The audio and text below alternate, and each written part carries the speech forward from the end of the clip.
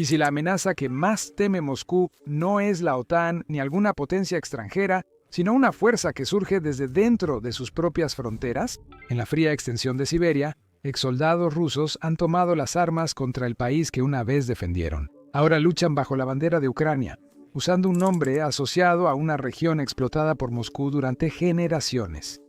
Y aquí está la parte que casi nunca aparece en los titulares. Este batallón no está enfocado en ganar unas cuantas batallas en el frente. Su verdadero objetivo apunta a algo mucho más grande. Algo que podría cambiar el futuro de Rusia de formas que el Kremlin evita considerar. Entonces, ¿qué llevó a los siberianos de un servicio leal a una rebelión abierta y qué tipo de resultado están buscando realmente? Ese es el viaje en el que estamos a punto de embarcarnos. Regresemos al verdadero inicio de esta historia. Este es el batallón siberiano, una fuerza nacida de la ira y mantenida unida por décadas de frustración. Dicen que Siberia ha sido maltratada, despojada y sacrificada una y otra vez, y ahora han decidido contraatacar. Actualmente, el batallón siberiano es pequeño, pero carga con un gran peso. Solo la unidad conoce el número exacto de combatientes. La mayoría estima que son unos cientos. Eso puede parecer pequeño frente a los enormes ejércitos en Ucrania. Su importancia no depende del tamaño, sino de la eficiencia. Un grupo bien entrenado, motivado y conocedor de tácticas rusas puede ejercer más presión que una fuerza mayor sin dirección. Eso es lo que ocurre. Su valor no está en los números, sino en lo que su presencia muestra sobre los crecientes problemas de Moscú en casa. Bajo mando ucraniano, rusos de Siberia y el lejano oriente se ofrecen como voluntarios, desertan o huyen para luchar contra su país. Algunos cruzan la frontera para atacar, otros para reconocimiento, sabotaje o misiones urbanas. Cada una de estas acciones obliga a Moscú a mover tropas, replantear estrategias y enfrentar la vergüenza mundial de tener a sus propios ciudadanos luchando en el bando contrario de una guerra. Lo llama una campaña de unificación. Además de sus hazañas en el campo de batalla, la señal política que envían es enorme. Moscú los llama terroristas y Ucrania, libertadores. El contraste se acentúa con cada incursión, operación y misión. Cada informe de un combatiente siberiano enfrentando a tropas rusas revela algo más profundo. Detrás de esos discursos audaces, las grietas en Rusia son más profundas de lo que muchos imaginaban. La respuesta al batallón es más compleja de lo que dice el Kremlin. Algunas personas repiten lo que dice la televisión estatal. Otras callan, aunque estén de acuerdo en secreto, por miedo a las consecuencias. En foros en línea, personas comparten historias de familiares desaparecidos en zonas de alto reclutamiento. Se preguntan por qué tantos de sus jóvenes fueron llevados de Siberia en primer lugar. Ninguna de estas cosas se convierte en una protesta nacional ruidosa. La duda silenciosa tiene su propio poder cuando un Estado sobrevive. Al suprimir las preguntas, incluso los susurros más suaves pueden llegar más lejos que la manifestación más ruidosa. Ahora, para entender cómo se formó este batallón y cómo opera, hoy debemos analizar por qué los siberianos recurrieron a la resistencia armada. Eso es el núcleo. Y empieza con la identidad, la historia y el sentimiento de que a nadie en el poder le importaba. Siberia es inmensa. Abarca desde los Urales hasta el Océano Pacífico. Es tan ancha que puede tragarse países enteros y abarca el 77% de Rusia. Bosques densos se extienden por miles de kilómetros. Ríos congelados atraviesan la tierra y solitarias cadenas montañosas se alzan sobre pueblos dispersos. En el mapa, la región luce prometedora, pero vivir ahí suele ser una lucha constante. Los caminos se desmoronan en lodo, los hospitales se quedan sin medicinas, las escuelas luchan por mantenerse abiertas y los servicios básicos desaparecen, justo cuando más los necesitas. Aunque hay muchos recursos, los beneficios no llegan a donde deberían. Fluyen a Moscú, mientras las familias apenas sobreviven. Ese es un gran problema. Siberia genera cerca del 80% del petróleo ruso, 85% del gas natural, la mayoría de los diamantes y más del 40% de la madera. Eso es enorme. Aún así, regiones como Xiamen, de las más ricas del país, envían casi todos sus ingresos fiscales a Moscú y reciben poco a cambio.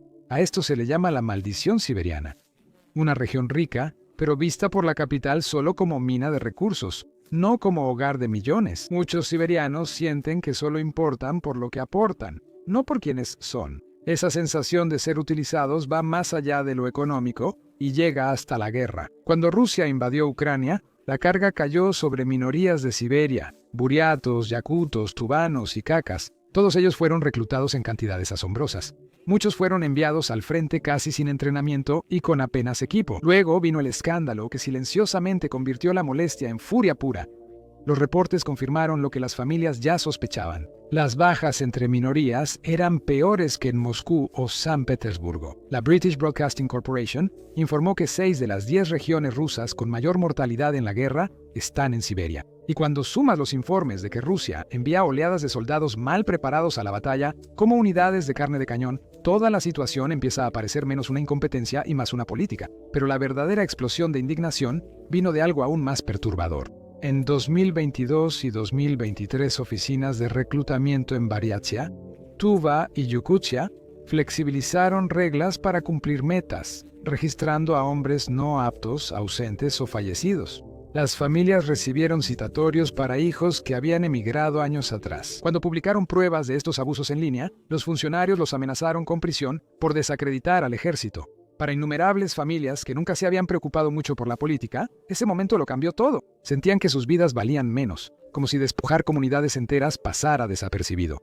Para ellos, el Estado ya no solo estaba tomando recursos, ahora estaba llevándose a sus hijos. Ese tipo de dolor no es solo económico, llega profundamente a la identidad. No es de sorprender que muchas personas de esta región no se vean a sí mismas como rusas en absoluto. La mayoría solo se identifica como siberiana. Reconocen las diferencias que el Estado marca entre ellos y Moscú, y no las niegan, las aceptan. Desde el festival Ish de Yakut con sus oraciones ancestrales al sol, hasta los chamanes Bariat, quienes nunca se rindieron completamente al cristianismo ortodoxo, las viejas tradiciones nunca desaparecieron, solo quedaron sepultadas por décadas de rusificación forzada. Estas líneas en la arena y acciones opresivas marcan el inicio de la historia del batallón. Estos son los hombres que ya no callan.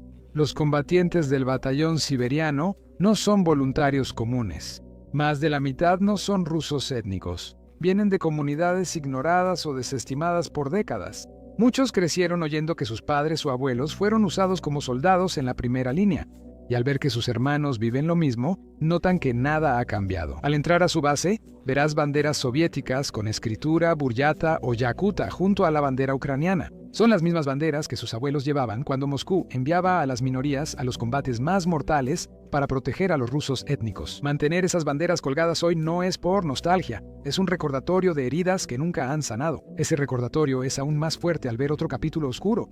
Los gulags. De 1930 a 1950 millones de soviéticos fueron llevados en el ferrocarril transiberiano a campos de trabajo forzado donde murieron por el frío. Los indígenas siberianos vieron su tierra convertirse en un gran patio de prisión. Bosques, ríos, montañas, todo fue explotado hasta el límite por los prisioneros desesperados.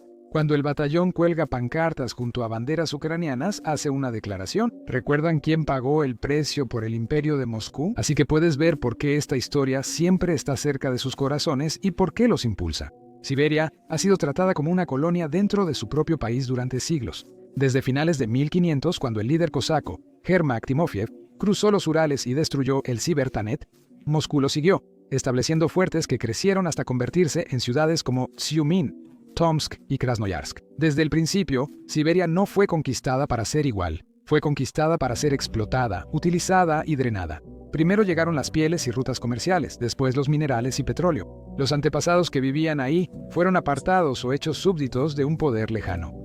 El tiempo no facilitó nada. En la era soviética, Moscú levantó grandes proyectos industriales, minas, fábricas y plantas de energía. Trajeron empleos, pero también contaminación, trabajo duro y desplazamientos forzados. Al colapsar la Unión Soviética, muchos proyectos también cayeron, dejando pueblos fantasma y edificios en ruinas. Las ganancias se habían ido hace mucho tiempo, desviadas hacia el oeste, a Moscú, décadas antes. La gente se quedó para lidiar con las ruinas. Muchos jóvenes siberianos sentían que su hogar no era visto como comunidad, sino solo como fuente de materiales o vertedero. Prácticamente lo que Moscú decidiera en ese momento, y bajo Putin, ese patrón no cambió.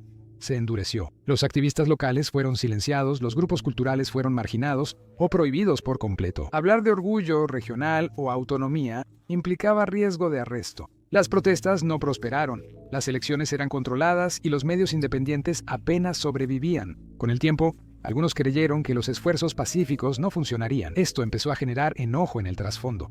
Pero el enojo por sí solo no se convierte en un movimiento armado. Algo más tenía que encenderlo. Esa chispa llegó cuando Rusia invadió Ucrania.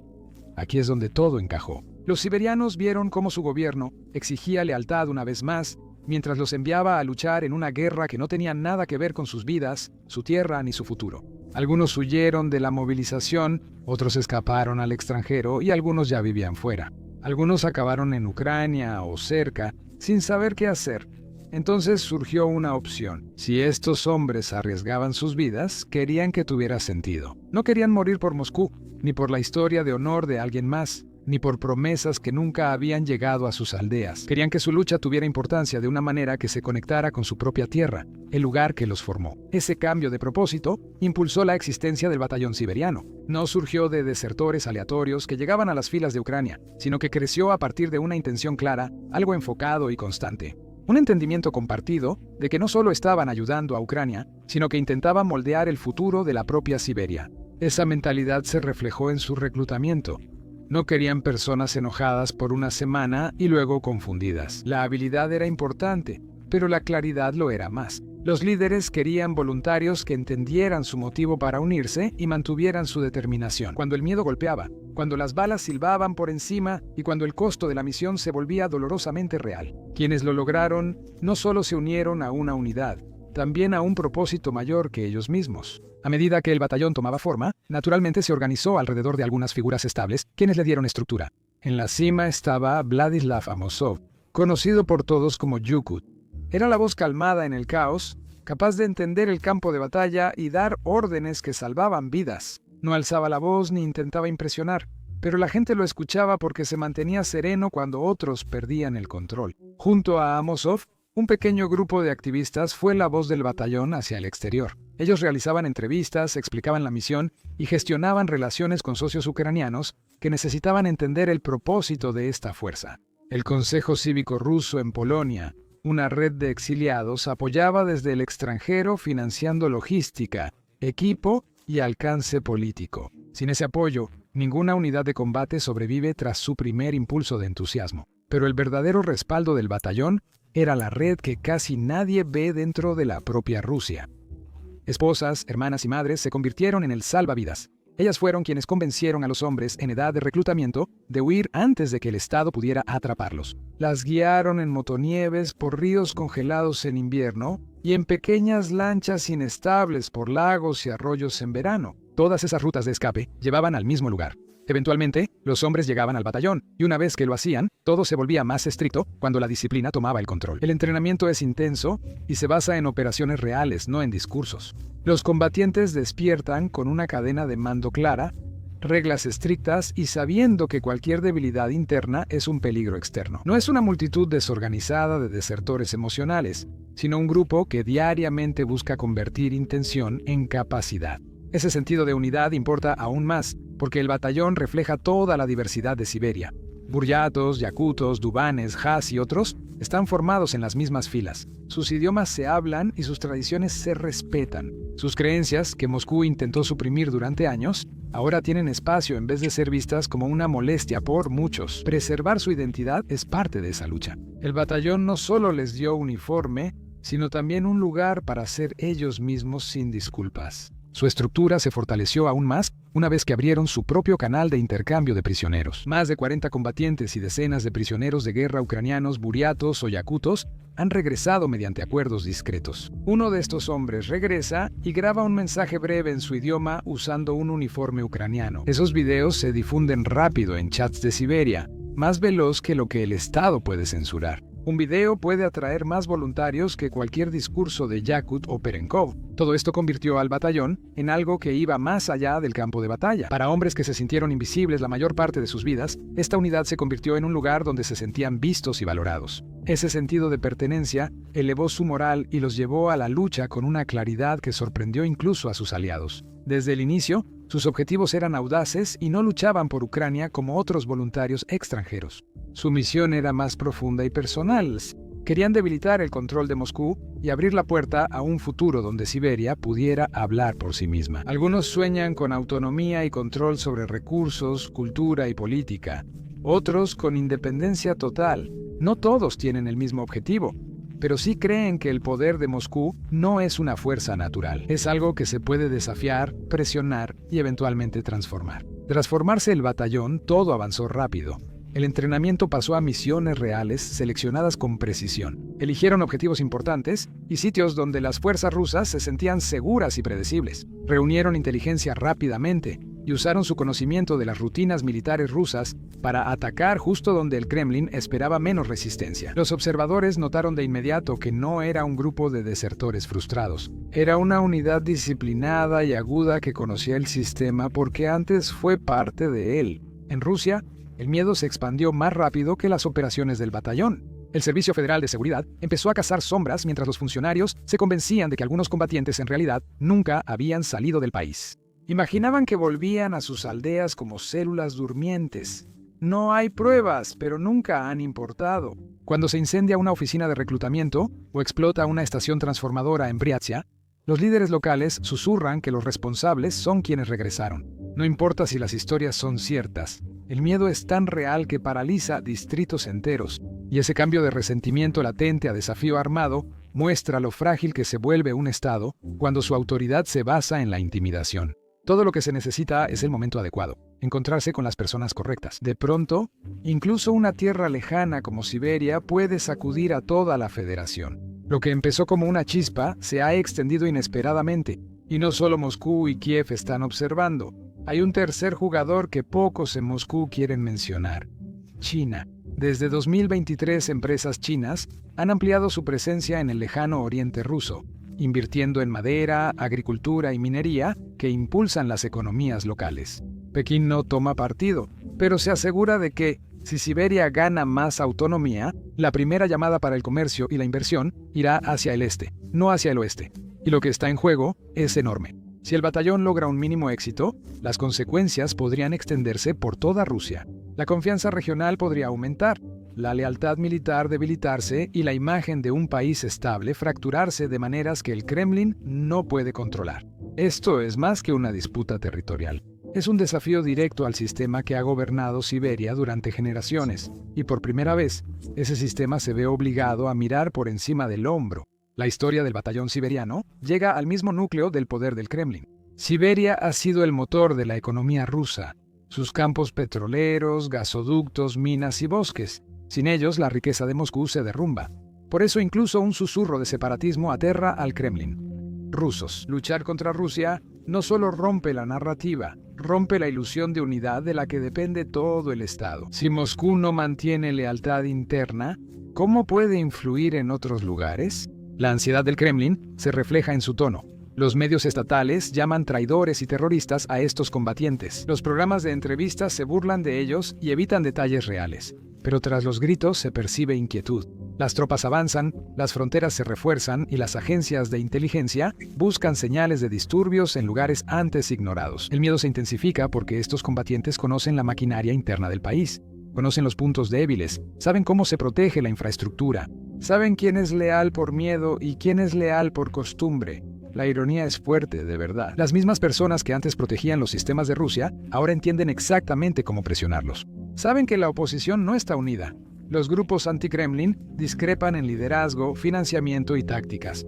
Algunos buscan coordinación central, otros la evitan y pocos compiten por reconocimiento. Al limitar su misión y comunicaciones, el batallón siberiano ha evitado luchas internas que debilitan a muchos movimientos. Es uno de los pocos grupos que está enfocado en el Estado, mientras que otros se pierden en discusiones. El resentimiento que alimenta este momento se ha estado acumulando durante años. En 2012, manifestantes en Novosibirsk llevaban carteles que decían: «Dejen de alimentar». Artistas de Moscú mostraron una bandera verde y blanca para unos Estados Unidos de Siberia, lo que provocó indignación nacional. Las camisetas de Soy Siberiano se agotaron mientras los manifestantes gritaban: «Poder para los millones, no para los millonarios». En 2017, el Kremlin impuso leyes, redadas y sentencias para intimidar a la región y restablecer el silencio. Pero cada arresto aumentaba el rechazo al sistema.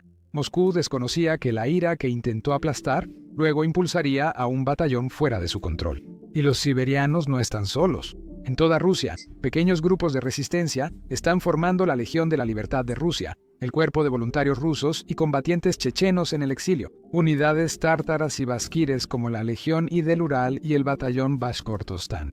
Ellos entrenan con los siberianos, comparten inteligencia, sus videos circulan por canales clandestinos, llegando a millones de personas que antes querían estar solas. Todos se conectan por el Foro de los Pueblos Libres de la Post-Rusia, una alianza flexible de líderes exiliados que se reúnen en Polonia y Lituania. Intercambian información, delimitan futuras fronteras y se preparan para cuando los consejos regionales puedan separarse. Nadie prevé un colapso inmediato, pero cada saludo entre un buriato y un activista tártaro debilita el mito de la unión natural de Rusia. Y no son solo los grupos indígenas de Siberia los que están pensando en la libertad. Esa chispa llegó más lejos de las estepas orientales, alcanzando sitios que Moscú no esperaba reactivar. Lo que comenzó como una frustración silenciosa en una región se ha convertido en una reacción en cadena en todo el mapa. Y para Putin se está convirtiendo en una pesadilla que no puede contener fácilmente. Puedes ver las primeras señales de esto cuando miras hacia el sur, hacia el Cáucaso Norte. El recuerdo de las guerras chechenas sigue sobre la región como una nube que no se disipa. En los años 90 y principios de los 2000, Chechenia libró 2 guerras brutales para separarse de Rusia. Moscú finalmente aplastó esas rebeliones, pero las heridas nunca sanaron. Las familias aún recuerdan hijos que no volvieron, pueblos desaparecidos y promesas de autonomía retiradas en silencio. El dolor no desapareció. Se quedó impregnado en las paredes y pasó de una generación a la siguiente. Muévete al oeste, hacia Dagestán e Ingusetia, y la ira luce distinta, pero viene del mismo sitio. Estas regiones mezclan el orgullo étnico con una fuerte identidad religiosa, y esa combinación las hace diferenciarse de Moscú de maneras que el Kremlin nunca ha entendido. La gente de ahí siempre ha sentido más apego a sus tradiciones que a las órdenes de la capital lejana. La tensión está tranquila la mayoría de los días, pero nunca desaparece por completo. Todo lo que necesita es el momento adecuado para resurgir. Viaja al norte, a la región del Volga, y encontrarás un capítulo completamente diferente de resistencia. Tardistán declaró su soberanía en 1990, obligando a Moscú a firmar un tratado especial que le dio más autonomía que a casi cualquier otra parte del país. Después, ese acuerdo se desmanteló gradualmente, pero el recuerdo de enfrentar a Moscú nunca desapareció. Los tártaros preservan con firmeza su idioma, cultura e historia. Los grupos nacionalistas todavía luchan por el reconocimiento, sabiendo exactamente cómo se sentía cuando su región alguna vez tuvo su propia voz. Junto está Bashkortostán, que también se ha inquietado. Las protestas recientes por derechos de la tierra y temas ambientales parecen pequeñas, pero en el fondo hay algo mucho mayor. Muchos bashkires sienten que han perdido control sobre su futuro, y cada manifestación es una forma de recordarle a Moscú que no han olvidado quiénes son ni lo que quieren. Luego está Kaliningrado. Ubicada sola en el extremo occidental de Rusia, esta región es una pieza extraña del rompecabezas, separada del resto del país y rodeada completamente por estados de la Unión Europea. Por eso, mucha gente ahí naturalmente mira hacia el oeste. Sus mercados, cultura y conversaciones se parecen más a Polonia y Lituania que a Moscú. Algunos activistas proponen que Kaliningrado sea una nueva república báltica más cercana a Europa que a Rusia. Puede parecer atrevido, pero la geografía hace difícil ignorar la idea. Incluso cerca de San Petersburgo han empezado a surgir voces separatistas. El movimiento de Ingria Libre señala una larga historia y una identidad cultural distinta que ha sobrevivido siglos de imperio y agitación. Simpatizantes afirman que Ingria tiene ritmo, tradiciones y visión propia. En Koban, al sur, los cosacos muestran un espíritu similar. Se ven a sí mismos como descendientes de una orgullosa cultura guerrera. Y recuerdan que sus antepasados lucharon por la libertad antes de que Moscú los integrara al Estado ruso. Si miras al este, llegas a los Urales, donde en los años 90 surgió brevemente la República de los Urales. Moscú la frenó rápido, pero sus símbolos siguen apareciendo en protestas actuales. En Yekaterinburgo y la región, la gente habla de los Urales con un orgullo que parece distinto al del resto del país. Para ellos no es solo otra provincia, es una región con su propia fortaleza y aspiración a un futuro distinto. Al juntar estos movimientos, la imagen se aclara. Cada uno es pequeño cuando se ve por separado, pero juntos se extienden por toda Rusia como una cadena de preguntas sin respuesta. Revelan algo que el Kremlin odia admitir. Rusia no es una nación unificada, es un mosaico de pueblos y culturas unidos por un centro que nunca los entendió del todo. Ahora ese mosaico se está deshilachando en los bordes, y cada protesta, cada tradición revivida, cada batallón que lucha bajo una bandera diferente, afloja un poco más los hilos. Para Putin, esto no es solo un problema político, también muestra que el imperio que intentó reconstruir tiembla desde dentro. Estos grupos no pueden derrocar a Moscú solos, pero juntos muestran a un país enojado, cansado y distante del centro. Antes la frustración era aislada, ahora es un patrón que ni el Kremlin puede ignorar. Las consecuencias trascienden Rusia.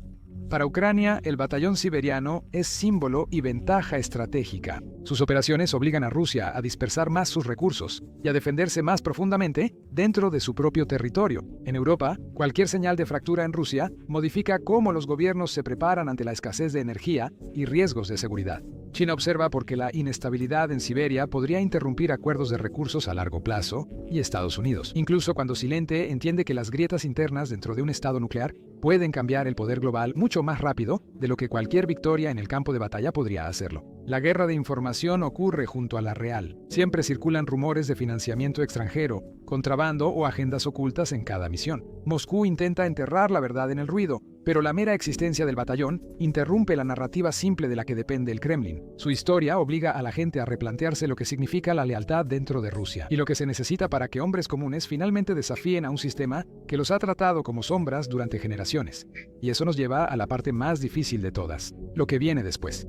El futuro de Siberia no es un solo camino que se extiende en línea recta, se ramifica en varias direcciones. Cada camino depende de la presión de Moscú, el desarrollo en el campo de batalla y la voluntad de quienes luchan por un cambio. Una ruta lleva a una represión mayor. Otra permite autonomía y la más audaz busca la independencia. Y cada uno de estos resultados afecta a más que solo al batallón. Moldean la vida de millones de siberianos y silenciosamente cambian las expectativas de cada país. Observando desde la distancia, el primer camino es el que Moscú conoce mejor. Básicamente es el viejo manual. Detén el movimiento antes de que crezca. Arresta a organizadores, silencia simpatizantes y llena la región de fuerzas de seguridad hasta que el ambiente sea opresivo. En este escenario, la vida diaria sería tan tensa que hasta hablar en privado parecería riesgoso. Más cámaras, retenes y miedo. La riqueza de Siberia seguiría en Moscú, pero a un costo, con mayor resentimiento que nunca. La gente puede guardar silencio un tiempo, pero ese silencio refleja enojo. La historia lo ha demostrado. La represión puede frenar un movimiento, pero rara vez elimina su idea. La idea permanece en silencio hasta el momento oportuno. El segundo camino es incierto, pero ofrece esperanza de autonomía. Si la guerra agota a Rusia, Moscú podría preferir aflojar su control antes que perderlo todo. Así, los siberianos tendrían mayor control sobre presupuestos, políticas culturales, lenguas y desarrollo local. Imaginen regiones capaces de arreglar caminos, financiar escuelas y modernizar hospitales por sí mismas. En vez de esperar a una capital lejana que nunca actúa con rapidez, incluso una autonomía limitada sacudiría al país. Eso mostraría que la autoridad de Moscú no es tan absoluta. Para los siberianos sería como respirar tras años de presión. Para el Kremlin sería admitir que hasta una superpotencia tiene límites. También existe el camino del que pocos hablan, aunque muchos lo piensan: la independencia total. Si Rusia sigue tropezando y otras regiones dudan de su lealtad, Siberia podría buscar una ruptura total. Una Siberia independiente sería uno de los países más grandes del mundo, heredando vastos recursos naturales, ríos, puertos y ferrocarriles. Este es el camino que haría sudar a Moscú. China lo ha estudiado durante años. Si se da la separación, China podría reconocer primero a un nuevo estado siberiano. China se beneficiaría de la estabilidad y oportunidades comerciales resultantes. La vida de la gente común mejoraría porque los pueblos olvidados recibirían inversión y las culturas indígenas volverían a la vida pública sin temor. Los líderes locales crearían su identidad sin esperar la aprobación de Moscú. Los riesgos serían reales, pero también la oportunidad de crear una nueva nación desde cero. Y cuando lo imaginas, aunque sea por un momento, la idea se vuelve casi imposible de ignorar. Un país que va de los Urales al Pacífico, con más riqueza natural por persona que casi cualquier otro lugar del planeta. Ciudades como Novosibirsk, Krasnoyarsk y Yakutsk se consolidan como centros regionales influyentes más allá de Rusia. Escuelas enseñando los idiomas locales con orgullo en lugar de ocultarlos. Rutas comerciales y oleoductos pensados para beneficiar a los habitantes locales, no a funcionarios lejanos. una nación libre de decidir si es asiática, ártica, euroasiática o algo nuevo. Esta es la visión que les da fuerza a esos combatientes en las largas noches cuando la guerra parece interminable. Sin importar el camino que Siberia tome, el impacto trascenderá sus fronteras. La confianza del Kremlin, su postura militar y su unidad nacional se verían afectadas. Otras regiones estarían atentas y dudarían si serán las próximas, mientras gobiernos extranjeros ajustan sus estrategias conforme cambian la energía, alianzas y seguridad según lo que pase en Siberia. Sin embargo, hay una posibilidad más oscura que el batallón evita pensar, aunque saben que existe. Si la unidad se rompe, sus líderes caen o las tensiones la destruyen. Las consecuencias serían graves. Moscú aprovecharía la oportunidad para declarar la victoria.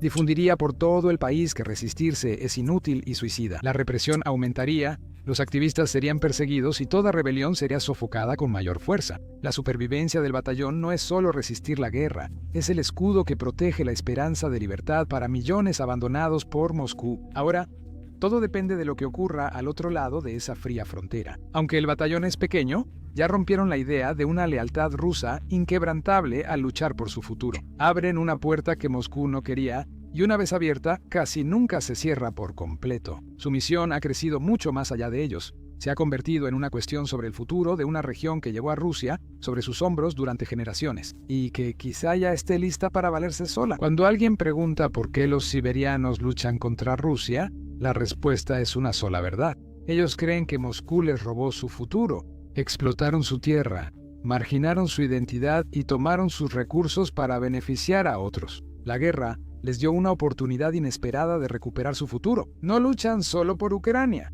sino por un mundo donde su cultura, derechos y decisiones importen. El batallón siberiano no es solo una unidad militar, sino una señal de grietas en el imperio. Cada incursión debilita la unidad nacional que Moscú afirma. Cada mensaje enviado a casa recuerda que la lealtad se gana.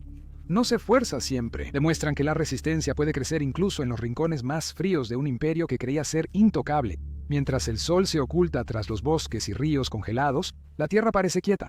Pero bajo la superficie las ideas se propagan, la frustración se vuelve propósito y lo imposible se siente cercano. Si este momento se convierte en un verdadero punto de inflexión, la historia podría recordar a estos hombres, no solo como soldados en una guerra extranjera, sino como la chispa que sacó a Siberia de las sombras y obligó a Rusia a enfrentar un futuro no deseado. El mundo espera ver hasta dónde llegará esa chispa.